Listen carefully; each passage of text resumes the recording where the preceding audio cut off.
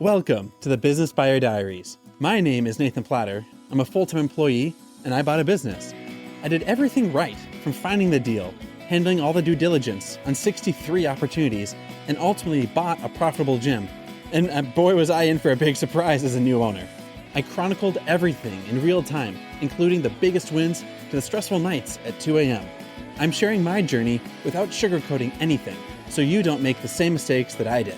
Here's today's episode.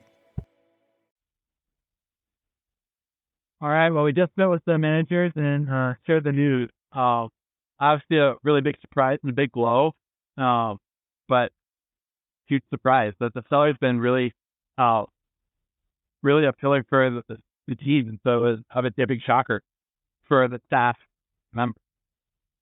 members, for the manager to really hear. So, since I've been a member for a few months, it's obviously a reference shift because they're used to me being a member.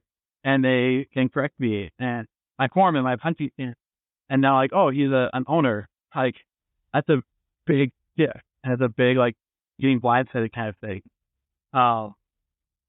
Stayed there about an hour and a half.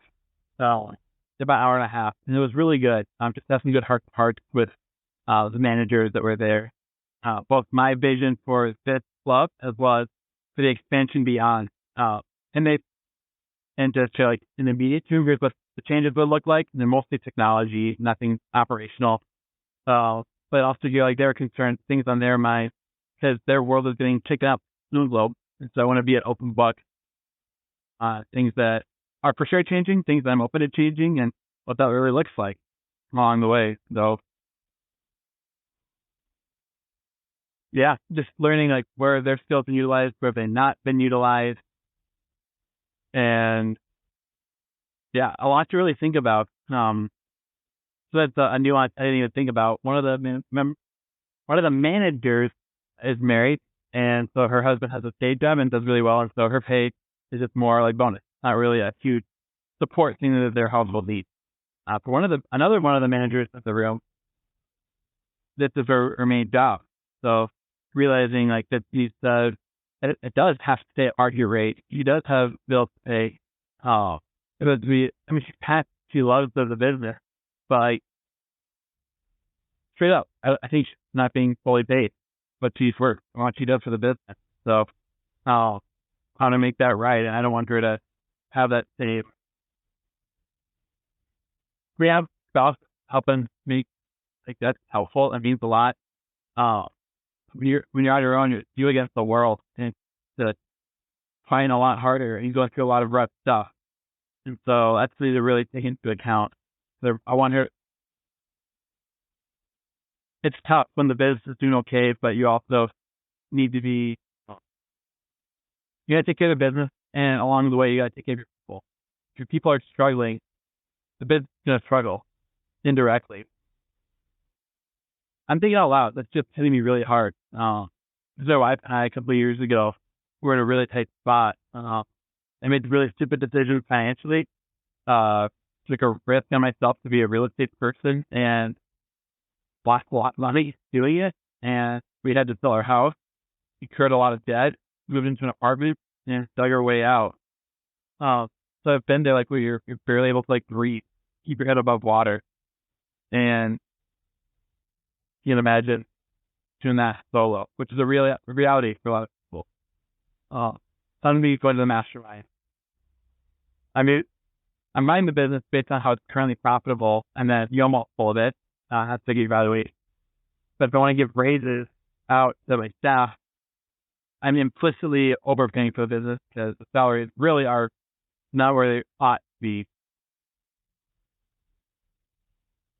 So coming to grips with that reality, big into the stock, the knowledge. Well, first of all on that one. But the staff is grateful. They're glad to have me here. They've noticed that I'm happy to be there. I love being there.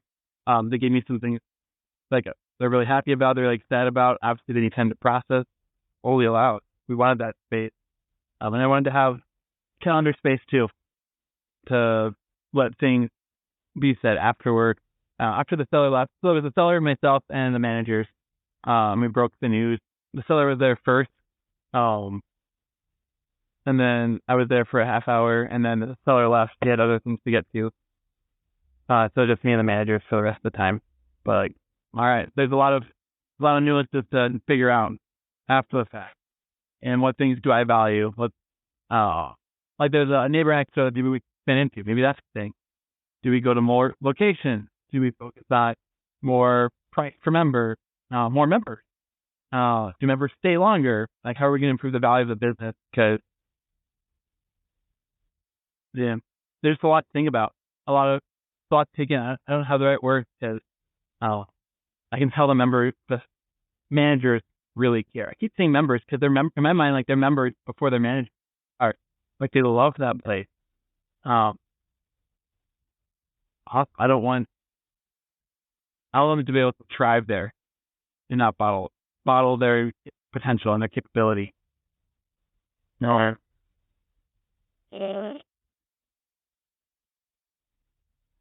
Yeah. I'm just so quiet because I'm driving and I'm talking at the same time.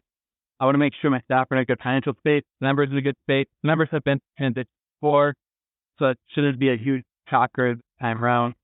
I've been a member for a while, so that up quite a bit. And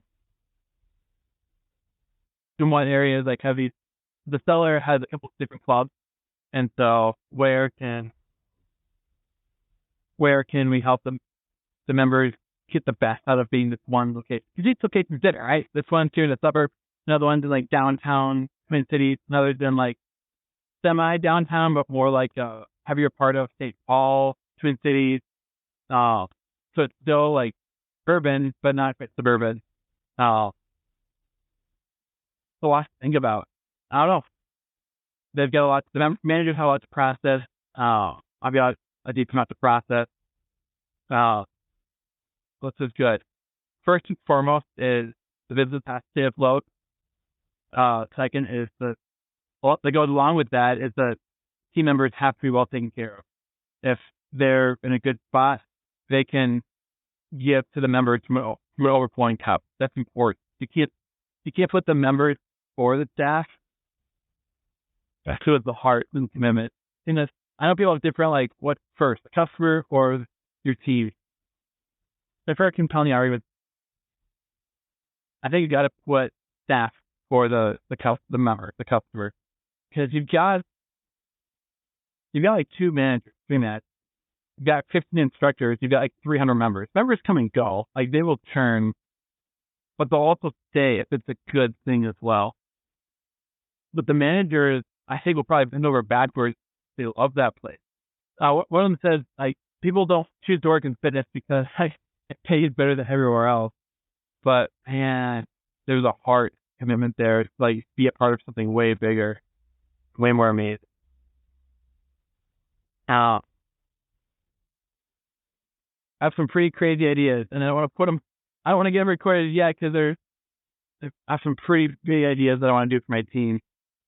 Man, this is an opportunity to really touch people's lives.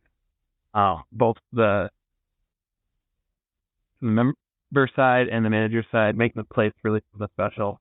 It is special and it's amazing. And I'm seeing, like, how can I do more of the good? I wish I could get all my thoughts out on the podcast, right? Or on Audible. I don't know what platform this even is on. Like, recording this, I don't even know, like, where it's going to get published. It's more than just a business and accounting and member tracking and there's a lot that goes into this. It's me a lot. It's me really good. I'm so excited. I'm glad we had that conversation. Yeah, this we really. I don't know how to end it other than I felt like writing my notes. But anyhow, those are the thoughts of today. There's a lot of people that are really wanting to see this be a reality, to go in a good direction, and I'm really for it.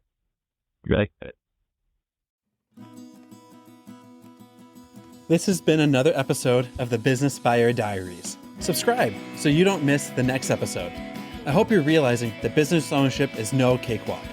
Check the podcast notes for a link to the DIY due diligence program, the complete list of show sponsors, and for media inquiries.